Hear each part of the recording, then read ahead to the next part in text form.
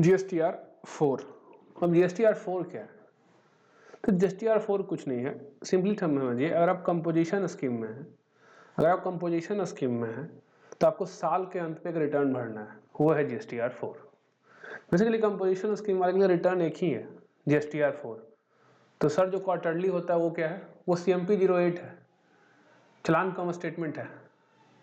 वहाँ बस टैक्स जमा करते हैं, एक तरह समझिए तो सेल डिक्लेयर करते हैं, टैक्स जमा करते हैं। CMP 08 वो रिटर्न नहीं है। रिटर्न कौन सा है? GSTR 4।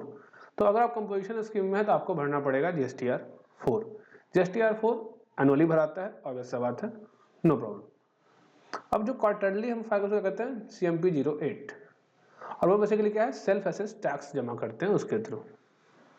कब तक? By 18th day of a month succeeding such quarter. मतलब एक quarter by the way April June quarter है तो 18 जुलाई इसका ड्यू डेट होगा। Succeeding month of 18th day of succeeding month of every quarter. समझ गए? तो CMP 08 के थ्रू आप उसके करते हैं, टैक्स जमा करते हैं। Statement for payment of self assess tax, CMP 08, इसका नाम ही यही है, statement for payment of self assess tax. Basically क्या है? आप अपना टैक्स जमा कर रहे हैं सेल्फ असेसमेंट करके कि हाँ इतना का सेल है तो 1% से, या फिर रेस्टोरेंट है तो 5% से, या फिर आप कंपोजिशन स्कीम ऑफ सप्लायर में है तो 6% से इतना टैक्स होता है, मैं ये जमा कर रहा हूँ। और रिटर्न कब भरूंगा? एनुअली किस फॉर्म में? GSTR 4 में। तो प्रॉब्लम? तो GSTR 4 ईयरली भरना है, नो डाउट। टैक्स पे करना है क्वार्टरली। तो यही है कंपोजिशन स्कीम का कहानी। अब GSTR 4 का ड्यू डेट है 30 अप्रैल ऑफ द साल खत्म हुआ, फाइनेंशियल ईयर एंड हुआ, उसके सक्सीडिंग मंथ जो अप्रैल हुआ तो 30 अप्रैल ऑफ फॉलोइंग ईयर। समझ गए? 30th day of April following the end of such financial year. कहने का मतलब अगर ये 24-25 है तो जब 31 मार्च 2025 खत्म हो जाएगा तो फाइलिंग करने का डेट है 30th अप्रैल 2025। हाँ, इसमें कुछ एक्सीड हुआ है डेट, पर अभी आपके लिए 30 तारीख है, ठीक है। जब तक आपको अमेंडमेंट ना दिया जाए ICAI के द्वारा तब तक आपके लिए 30 अप्रैल ही है। CMP 08 का समझ गए, हर क्वार्टर का अगला महीना का 18 तारीख।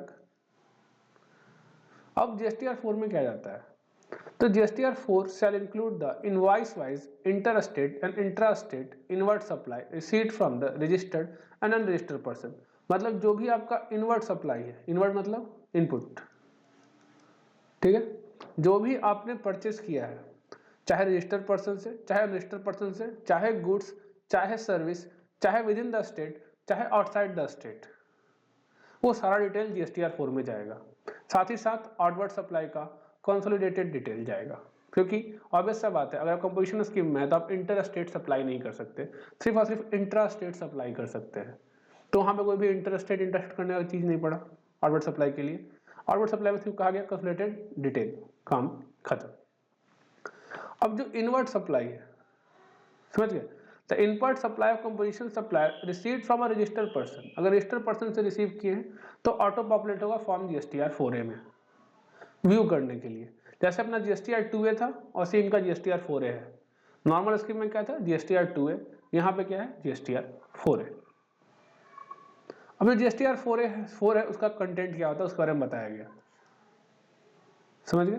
GSTR 4 का कंटेंट क्या होगा? So normally GSTN legal name, trade name आपका, TDS TCS, credit received, tax, interest, late fee, refund claim from electronic cash ledger. Detail regarding inward supply and outward supply, अवश्य होता है invoice wise detail inward supply का, और summary of self assess liability as per CMP 08 जो आपने बताया है।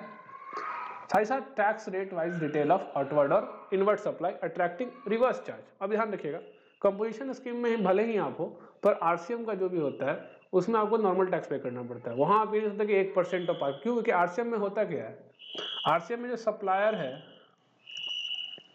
जरूरी नहीं है कि वो कंपोजिशन स्कीम में हो, तो वो क्या है? रेगुलर स्कीम में है। पर RCM में हुआ क्या? टैक्स पे करना पड़ा रिसिपिएंट को। तो अगर सप्लायर ही पे करता तो नॉर्मल टैक्स से पे करता, जो भी होता 5%, 18%, 12%, पर रिसिपिएंट पे कर रहा है तो उसको भी रिवर्स चार्ज में 12% 18% जो होगा वही पे करना पड़ेगा। समझ गए? तो वही चीज बोला, tax rate wise detail of outward supply, inward supply, attracting reverse charge, net of advances, credit, debit note and any other adjustment consider detail of outward supply. समझ गए? तो आपको रिसिपिएंट आरसीएम के अंदर नॉर्मल टैक्स से ही पे होगा, उस पर कोई, उस पर कुछ छूट नहीं है कि 1%, 5% और 6%, कोई दिक्कत। अब वही जब बकवास दोबारा कर रहा है, consider detail of outward supply आपको देना है, सेम लाइन लिख दिया गया है। Discharge of tax liability, since composition supplier are not eligible to take ITC, they discharge the tax liability only by debiting electronic cash ledger. अब सब बात है, वो क्रेडिट ले नहीं सकता तो कैसे पे करेगा? कैश लेजर से। अब क्या नील सीएमपी 08 फाइल करना जरूरी है? तो हाँ, नील सीएमपी 08 फाइल करना जरूरी है। अगर हो सकता है कि आपको कोई भी डिक्लेयर नहीं करना है, कोई भी सेल्फ असेस टैक्स जमा नहीं करना, आपको लगता है कोई टैक्स लायबिलिटी नहीं है, आपने कोई सेल नहीं किया क्वार्टर में, फिर भी आपको सीएमपी 08 भरना पड़ेगा। नील सीएमपी 08 भरना कंपलसरी है। समझ गए? अब कंपोजिशन स्कीम ऑप्ट करने के पहले हो सकता है आप रेगुलर स्कीम में हो, ठीक है, पर एक चीज ध्यान रखिएगा, कंपोजिशन स्कीम कब ऑप्ट कर सकते हैं? एक तो रजिस्ट्रेशन के टाइम, और दूसरा साल शुरू होने के पहले। वे साल शुरू होने के बाद आप कंपोजिशन स्कीम को ऑप्ट नहीं कर सकते। मतलब 2024-25 का बात करूं तो अब मैं कंपोजिशन ऑप्ट नहीं कर सकता, बस एक ही तरीके से कर सकता हूं, अगर मैं न्यू रजिस्ट्रेशन लूं तब कर सकता हूं। तो इसका मतलब क्या होगा? इसका मतलब या तो अगर मुझे 24-25 लेना होता तो मुझे 31 मार्च 2024 के पहले ही बताना पड़ता कि हाँ मुझे ऑप्ट करना है कंपोजिशन स्कीम, मैं एलिजिबल हूं।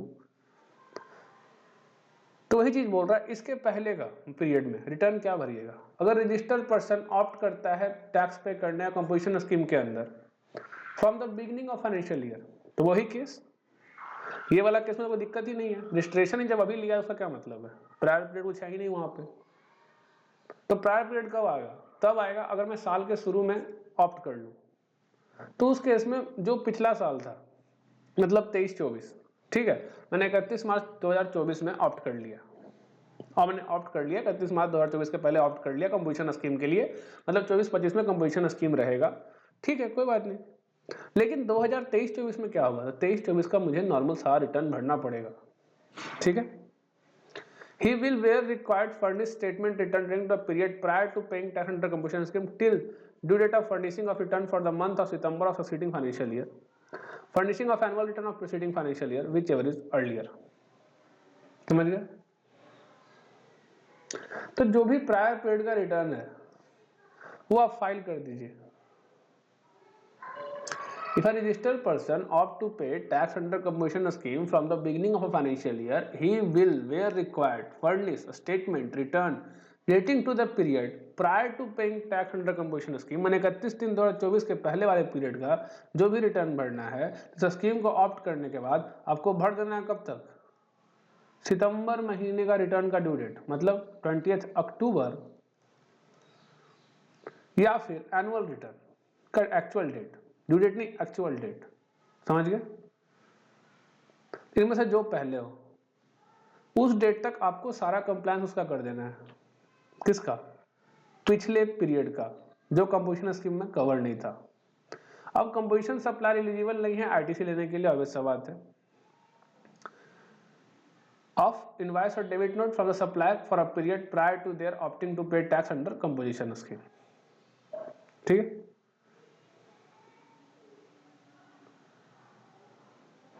GSTR 4 for the period prior to exiting from composition scheme। अब हुआ क्या? पीरियड प्रायर टू एग्जिटिंग, आप एग्जिट कर रहे हैं कंपोजिशन स्कीम से, तो आप क्या करिएगा? अगर एक रजिस्टर्ड पर्सन विड्रॉ कभी भी कर सकता है, या तो वो एलिजिबल ना रहे तब कर सकता है, या वॉलंटरी भी कर सकता है, साल के बीच में कहीं भी कर सकता है।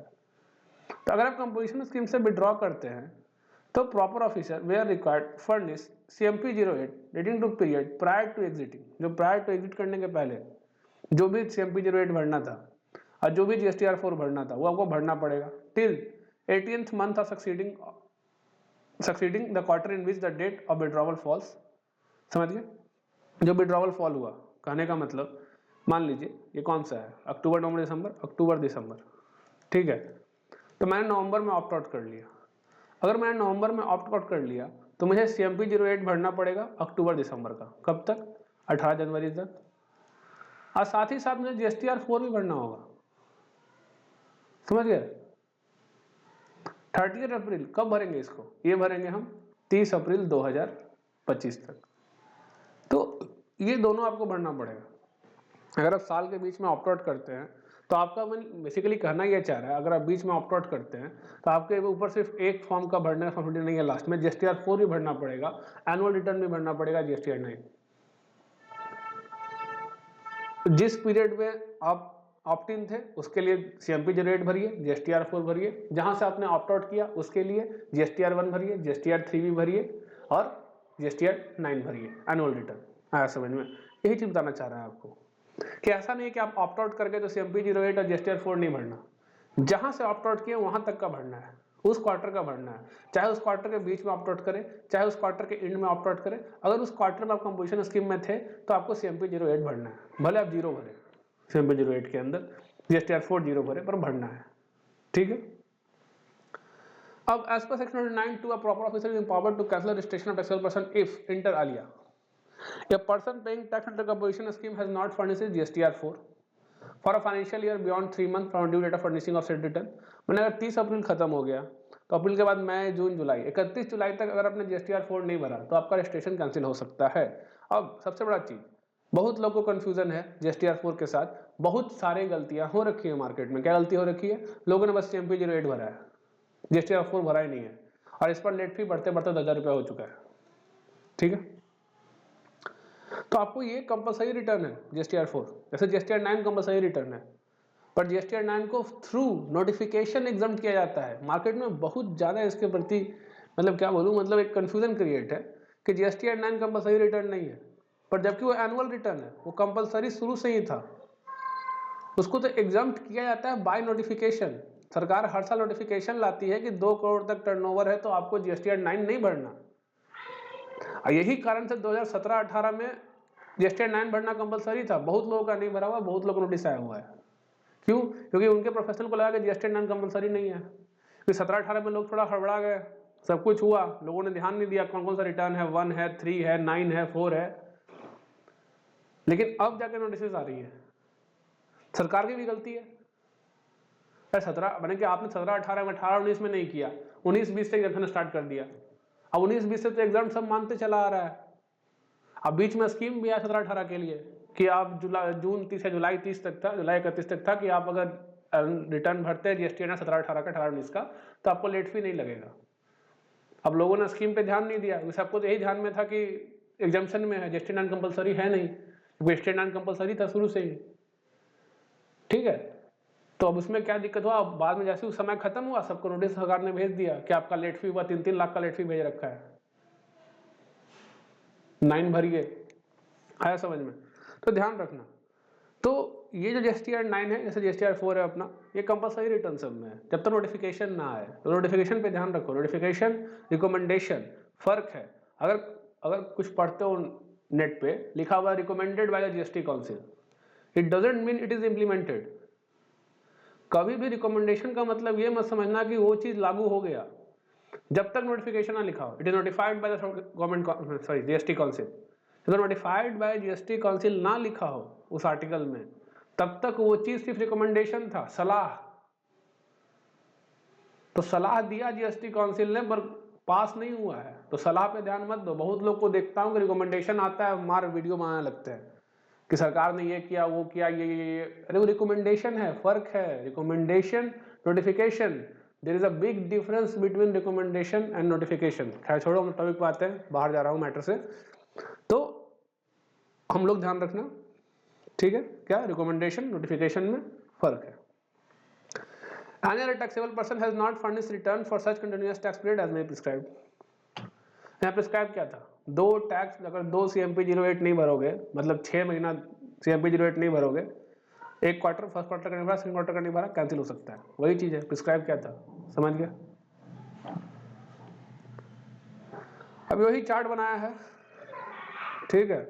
अब GSTR 5 ये NRTP के लिए, non resident taxable person. Non resident taxable person अगर इंडिया में आता है, चाहता है बिजनेस करना फिर चला जाना, तो उसके लिए लाया गया था NRTP रजिस्ट्रेशन। और वो जो एनआरटीपी रजिस्ट्रेशन लेता है उसके हम उसको जीएसटीआर 1 जीएसटीआर 3 भी नहीं दिखता, जीएसटीआर 5 दिखता है। समझ में आया? उसको जीएसटीआर 5 दिखता है उसके रिटर्न में, वो जीएसटीआर 5 भरता है। NRTP are those suppliers who do not have a business establishment in India and have come for a short period to make supplies in India. आया चला जाएगा। They would normally import their product into India and make local supply. वो ऐसा ही जैसे अपना CRTP था, Casual Resident Taxable Person, ठीक है, CTP Casual Taxable Person, वो था कि अपने ही इंडिया में कहीं और जाके बेच रहा था, ये आदमी बाहर से आया है मेरे यहाँ बेचने के लिए, ठीक है। तो CTP और NRTP लगभग सेम है, पर CTP को GSTR 1 GSTR 3 भी दिखता है, उसको कोई दिक्कत नहीं है। उसको बस यही है कि CTP को रजिस्ट्रेशन लेने के पहले टैक्स जमा करना होता है, इतना ही फर्क है उसके रजिस्ट्रेशन में, नॉर्मल रजिस्ट्रेशन में। लेकिन NRTP को अलग से रजिस्ट्रेशन लेना पड़ता है अंडर द NRTP सेक्शन, ठीक है। और उस केस में GSTR 5 उसको दिखता है। वो सेम वही कॉन्सेप्ट है, जैसे एक बिहार का बंदा अगर दिल्ली में धंधा करने के लिए जा रहा है 3 महीना के लिए, तो वो CTP का रजिस्ट्रेशन लेता है। वैसे ही एक अमेरिका का बंदा अगर इंडिया आ रहा है धंधा करने के लिए 3-4 महीना के लिए, तो वो NRTP का रजिस्ट्रेशन लेता है। समझ में आया? तो चैप्टर 8 में पूरा पढ़ाया गया था उसके बारे में, वही चीज लिख दिया। अब ये जो GSTR 5 है, ये क्या है? A registered NRTP is not required to file a statement of outward supply, मैंने GSTR 1 भरने की जरूरत नहीं है। And return which are otherwise applicable for normal tax में GSTR 1 या जो भी जब नॉर्मल टैक्स पर अप्लाई होता है, GSTR 3 भी, ये सब भरना नहीं है उसको भरना क्या है? तो उसको भरना है सिंप्लीफाइड मंथली टैक्स रिटर्न भरना, इसका नाम है form GSTR 5 for every calendar month और part there of. Detail of forward supply inward supply one NRTP are incorporated in GSTR 5। कब तक भरेगा? तो 13 तारीख अगला महीना के। अपना IFF वाला इनवाइस फर्निशिंग फैसिलिटी वाला सिस्टम है इसके पास भी, 13 तक भरेगा, ठीक है, QRMP स्कीम वाला की तरह। should furnish within 13 days after the end of a calendar month or within 7 days after the last day of validity period of registration। अब इसका रजिस्ट्रेशन का वैलिडिटी पीरियड होता है, जब तक का लिया है, जब तक धंधा करना है इंडिया में, तब तक का लिया रजिस्ट्रेशन, 30 दिन 40 दिन 50 दिन 60 दिन 70 दिन 80 दिन 90 दिन, ठीक है, एक्सटेंडेड 180 दिन मैक्सिमम, जो भी लिया होगा। अगर उस समय खत्म हो गया तो उसके इसमें 13 दिन नहीं देखना है, 7 दिन रुकना है बस। कब से? जिस दिन खत्म हुआ वहां से 7 दिन। बाय द वे उसका खत्म हो गया 20 अक्टूबर को, 27 अक्टूबर तक भर देना रिटर्न उसको, फिर 20 अक्टूबर तक का। समझ में आया? ये चीज कहा गया। और नॉर्मल है कि ठीक है 20 अक्टूबर खत्म हो रहा है, पर पिछला रिटर्न कब खत्म हुआ? फॉर एग्जांपल मान लो अक्टूबर सितंबर का रिटर्न कब भरेगा? तो 13 अक्टूबर तक भर सकता है सितंबर का रिटर्न। लेकिन 20 अक्टूबर तक के सेल का रिटर्न, मैंने 1 अक्टूबर से 20 अक्टूबर तक का जो सेल हुआ है उसके लिए 27 अक्टूबर। समझ गए? क्यों? क्योंकि 13 तारीख को 13 सितंबर अक्टूबर 13 नवंबर होगा, तो पहले कौन आ गया? 27 अक्टूबर।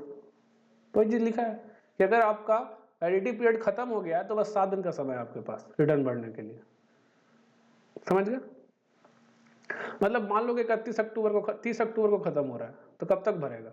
7 सितंबर तक भर देगा, क्योंकि 13 सितंबर तो बाद में आएगा ना, सॉरी 13 नवंबर तो बाद में आएगा ना, 7 नवंबर के। आया समझ में? अब बोला पेमेंट ऑफ इंटरेस्ट पेनल्टी फी और एनी अदर अमाउंट पेबल, कोई भी अमाउंट अगर पेबल है तो कैसे पे कर देगा? Then NRTP should pay tax interest penalty fee any other amount payable under CGST act provision of return under CGST rule till the last date of filing of GSTR 5। ठीक है, जिस दिन GSTR 5 का last date है filing का, मैं 13 तारीख, उसी दिन। अब NRTP को एनुअल रिटर्न फाइल करने का कोई जरूरत नहीं है। समझ गया? तो जो भी टैक्स है, इंटरेस्ट है, पेनल्टी है, फी है, क्योंकि डर है ना, भाग जाओगे कौन जाने। तो last date of filing of GSTR 5 क्या होगा? हर महीना का 13 तारीख अगला महीना के, तो 13 तारीख को टैक्स जमा कर दो। क्यों? अरे यार विदेश से आए हो, तुम पे भरोसा नहीं है हमको, और क्या। देखो हर चीज के पीछे एक कहानी होता है, तो कहानी को समझो, ज्यादा इजी समझना कॉन्सेप्ट। क्यों इसको बोल रहा है कि 13 तारीख को टैक्स भर दो? डर है ना, भाग जाओगे, क्या मालूम मेरे देश के तो हो नहीं। समझिए? अब जो ISD है, ISD कौन होता है? ISD होता है एक बंदा, मान लो वो क्या करता है, वो बोलता है कि अलग अलग यूनिट को जो सर्विस सप्लाई होगा बहुत दिक्कत हो रहा है, एक काम करो सारा चीज मेरे नाम पे काटो, सारा बिल जितना सप्लायर है सब मेरे नाम पे काटो, हम इन लोग को बांटेंगे सर्विस। ठीक है, जैसे अकाउंटिंग सर्विस हम ले लेंगे और इसको देंगे, इसको देंगे, इसको देंगे, इसको देंगे, इसको देंगे। तो आईएसडी जो है बेसिकली मेरा ही यूनिट है, बस किया क्या है, बीच में बस खड़ा हो गया हम लोग के बीच में। क्यों? अकाउंटिंग करना इजी होगा। जो भी अकाउंटिंग सर्विसेज है सब इसके नाम पे सप्लायर बिल काटता है अकाउंटिंग सर्विस का। ये बंदा जो भी सर्विस को यूज करता है उसको ट्रांसफर करता है इनपुट, क्योंकि ये बंदा कोई अपना सेल नहीं होता, और इसको अपना सेल करना है तो उसके लिए फिर इसको नॉर्मल रजिस्ट्रेशन लेना पड़ेगा। अगर यहाँ से भी कुछ सप्लाई होता है तो इसको नॉर्मल रजिस्ट्रेशन भी लेना पड़ेगा और साथ ही साथ आईएसडी का रजिस्ट्रेशन भी लेना पड़ेगा। समझ गए?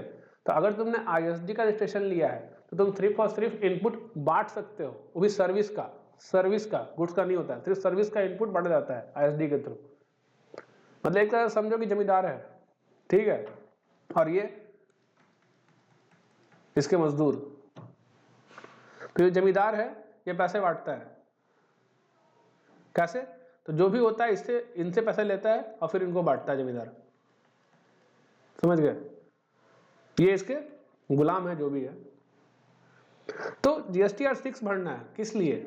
बांटने के लिए। वो बांटने का फॉर्म का नाम क्या है जिससे वो इनपुट बांटेगा सबको? ए ले जा, ये ले जा, ये ले जा। किससे? कौन सा फॉर्म भरेगा? जीएसटीआर 6। लेकिन अगर आईएसडी नॉर्मल रजिस्ट्रेशन भी ले रखा है तो फिर नॉर्मल टैक्स पेयर है वहां पे उसके लिए। फिर उस केस में जीएसटीआर 1, जीएसटीआर 3 भी, उस केस में आईएसडी है ही नहीं, तो उस केस में वो नॉर्मल टैक्स पेयर है। तो अगर आईएसडी सेपरेट रजिस्ट्रेशन ले रखा है यूनिट आईएसडी का, तो वो कौन सा फॉर्म भरेगा? जीएसटीआर 6। क्यों? इनपुट बांटने के लिए। ठीक है। साथ ही साथ ये नहीं कि सिर्फ एलिजिबल इनपुट, इनएलिजिबल क्रेडिट भी बांटेगा। समझ गया? रिटर्न कौन सा है? जीएसटीआर 6। कब तक भरेगा? 13 तारीख अगला महीना का। ठीक है।